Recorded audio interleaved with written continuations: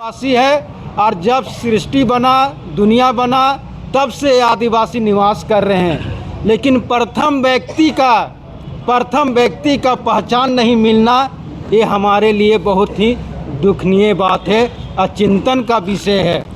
क्योंकि आप जानते हैं कि 1950 से पहले हम लोगों का धर्म कोड था। 1950 के बाद हमारा कोड को विलुप्त कर दिया गया। कारण क्यों? कि आदिवासी का संख्या बहुत ज़्यादा हो रहा था और इसी कारण आदिवासी को ख़त्म करने के लिए, आदिवासी को समाप्त करने के लिए ये षड्यंत्र रचा गया कि आदिवासी का सही गणना नहीं होगा, सही इसका संख्या नहीं मिलेगा, इसको लाभ से वंचित कर दिया जाएगा। चाहे शिक्षा में हो, चाहे नौकरी में हो, चाहे राजनीतिक में हो, ये हमारे लिए बहुत बड़ा षड्यंत्रकारी है। क्योंकि आदिवासी को लोग समाप्त करने में तुला हुआ है और हम लोग कतई आदिवासी को समाप्त करने नहीं देंगे। और आज जिस तरह से हम लोगों को धर्म कोड के लिए तड़पा रहा है, उसी तरह आने वाले दिन में हम लोग राजनीति के माध्यम से इन लोगों को तड़पाने का काम करेंगे। क्योंकि आप जानते हैं कि एक पशु पक्षी का भी गिनती होता है कि कबूतर कितना है, बाघ कितना है, शेर कितना है। इसी तरह धर्म के माध्यम से हिंदू का गणना होता है, मुसलमान का गणना होता है, ईसाई का गणना होता है, जैन का होता है, बौद्ध का होता है। लेकिन हम आदिवासी, ओरिजिनल आदिवासी का गणना नहीं होता है। क्यों?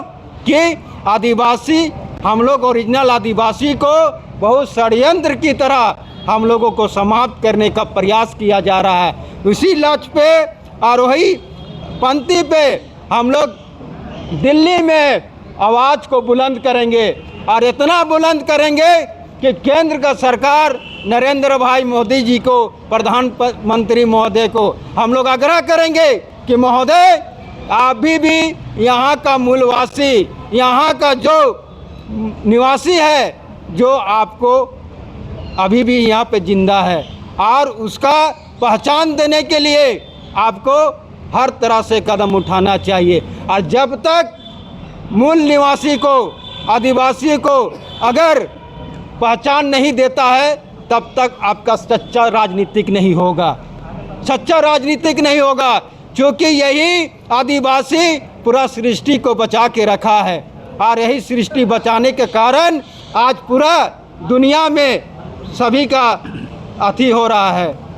और आज जो जिस तरह से हम लोगों के साथ छला जा रहा है, जिस तरह से हम लोगों को मने दरकिनार किया जा रहा है, ये बड़ा दुखनीय की बात है। और इसी कड़ी में हम लोग हजारों की संख्या में 17 फरवरी को हम लोग जंतर मंतर में वहाँ पे महाधरना देने का काम किए। इससे पहले भी हम लोग धरना देने का काम किए हैं और प्रधानमंत्री महोदय को भी आगाह किए हैं, गृह मंत्री को भी किए हैं, राष्ट्रपति को भी किए हैं। जितना भी मंत्री हैं सभी को हम लोग बारी बारी से जाके समय समय पे अवगत हम लोग कराने का काम किए हैं कि महोदय, यहाँ का जो निवासी है, मूल निवासी है, उसको धर्म से वंचित ना किया जाए। अगर इस बार 2026 में जनगणना है, अगर 2026 का जनगणना में हम लोगों को कॉलम नहीं देता है, तो आने वाले दिनों में, आने वाले चुनाव में हम लोग इन लोगों को सबक सिखाने का काम करेंगे।